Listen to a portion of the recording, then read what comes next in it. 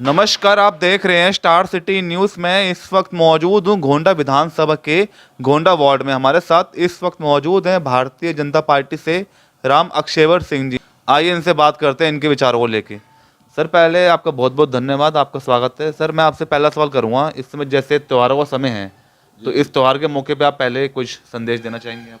मैं सभी क्षेत्रवासियों को जो त्यौहार चल रहा है उसकी बहुत बहुत बधाई देता हूँ, क्योंकि अभी जो है कल जो है करवा चौथ था और बड़ी धूमधाम से लोग मनाते हैं, पति की लंबी आयु की कामना करते हैं।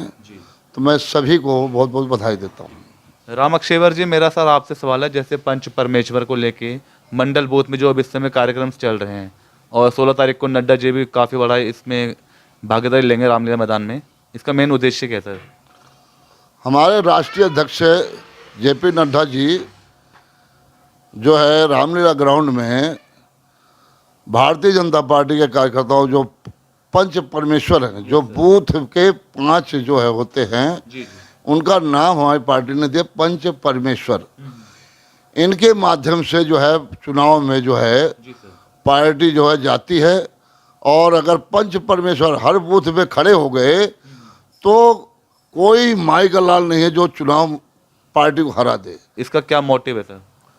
मोटिव यही है कि मतलब कि हम पंच परमेश्वर जो जाएंगे वहाँ पे हमारे राष्ट्रीय अध्यक्ष द्वारा जो हमें दिशा निर्देश मिलेगा। वैसे हम 32 साल हो गया मुझे राजनीति का में क्षेत्र में रहते हुए, मुझे सारी चीज़ें पता है, मगर कुछ नई नई बातें आती है, नए टेक्निकल चल रहा है आज के ये युग में, तो इसलिए जाएंगे और भी ज़्यादा सीखेंगे।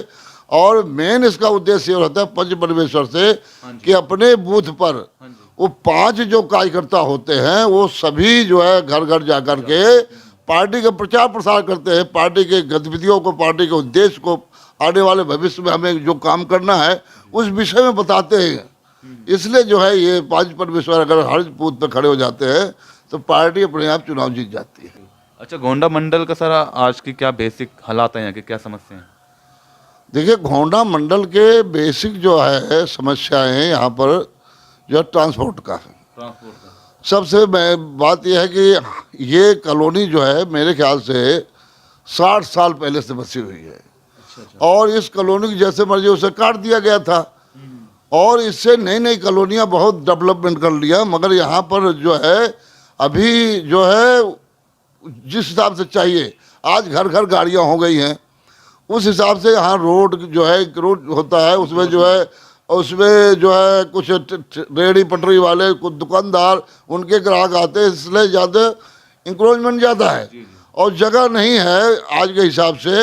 अभी जो गामड़ी रोड जो है, हमारे पूर्व जो विधायक थे साहब चौहान जी, उन्होंने काफ़ी कोशिश किया था, उसको लगभग पहुँच भी गए थे, निशान लगवा दिए थे कि जो है टूट जाता, वो ज़्यादा चौड़ा हो जाता, 100 फुट हो जाता, उससे जो है इस क्षेत्र में काफ़ी आवागमन की सुविधा हो जाती, मगर वो नहीं हो पाया। आज की डेट में जो आम आदमी पार्टी है न कुछ कर रही है न करने दे रही है।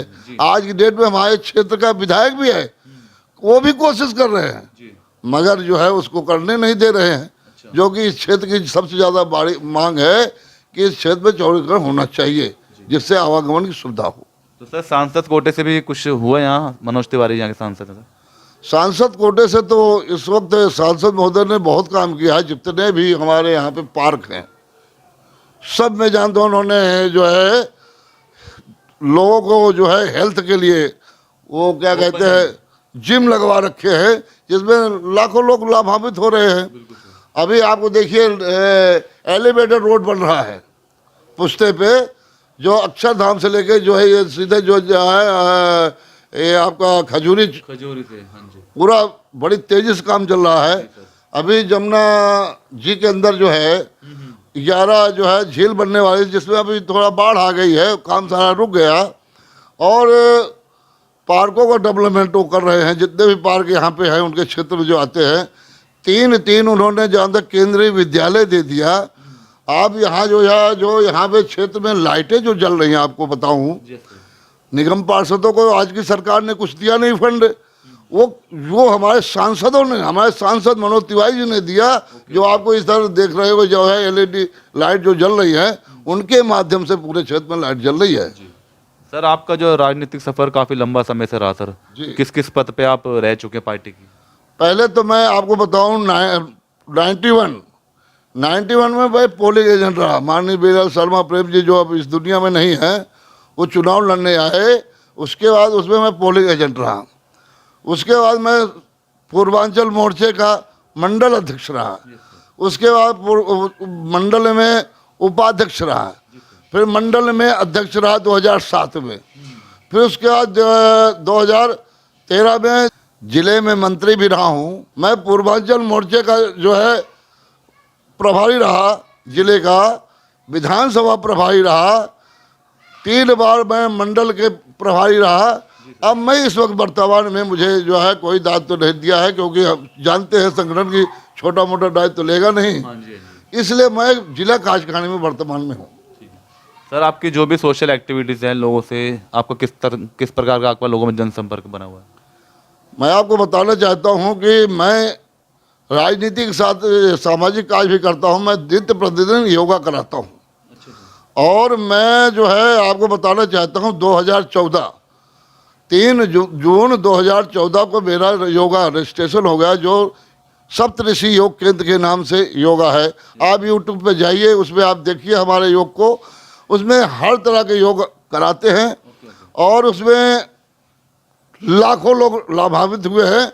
हमारे यहाँ सैकड़ों की संख्या रोज डेली होती है, नित्य प्रतिदिन योग चलता है, किसी भी दिन बंद नहीं होता है। आज बाढ़ आ गई है वहाँ पे जमुना जी में, तो हमारा शास्त्रीय विभाग 0 पुस्ता में योग चल रहा है सुबह 5:30 से 6:30 बजे। इस तरह से मेरा पूरी विधानसभा में क्या बहुत दूर तक मतलब इस पे योग के विषय में सब लोग जानते हैं और सभी क्षेत्र के लोग ज़्यादा योग करने जाते हैं। और इसके अलावा भी कोई आपकी सोशल एक्टिविटीज है पार्टी से जुड़ के? पार्टी से जुड़ के इसी में हमारा पूरा टाइम निकल जाता है। उसके बाद सामाजिक काम है, दूसरे से मिलना जुलना, क्योंकि पूर्वांचल के हम नेतागिरी करते हैं, इसलिए एक दूसरे से जब जाकर मिलना जुलना, सुख दुख में काम करना, ये हमारी एक्टिविटी है। अच्छा, चुनाव आ रहा था, चुनाव पर्पस में बात कर लेते हैं।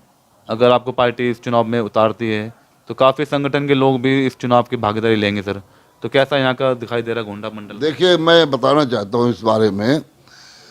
यहाँ पर पहले जो चुनाव हुआ था 3 बार से लगातार हमारी पार्टी नहीं आई थी, मगर पीछे जो चुनाव हुआ था उसमें पूर्वांचल का महिला सीट हुई थी, तो लाल बिहारी तिवारी, हमारे पूर्व सांसद जो श्रीमान लाल बिहारी तिवारी जी हैं, उनकी जो है पुत्र वधू, उन्होंने चुनाव लड़ा था। वो चुनाव यहाँ से जीती थी।